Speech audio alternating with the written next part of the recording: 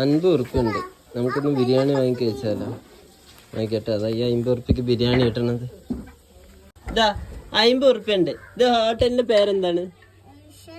ഹോട്ടലാ? ഇത് 50 എന്താ കിട്ടുക? ബിരിയാണി കിട്ടുക? ബിരിയാണി പിന്നെ എന്താ കിട്ടുക? ചിക്കൻ ബിരിയാണിയാ? എന്നാ 50 പൈസ എന്നാ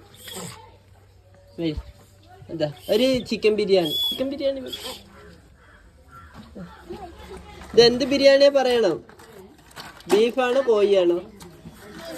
ബീഫാണ്. എങ്ങനെ നെട്ടിക്കൽ ബിരിയാണി തീരുക?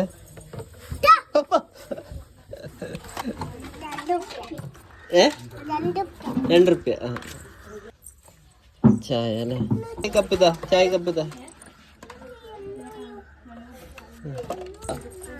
ആംപ്ലേറ്റ് ഉണ്ടോ?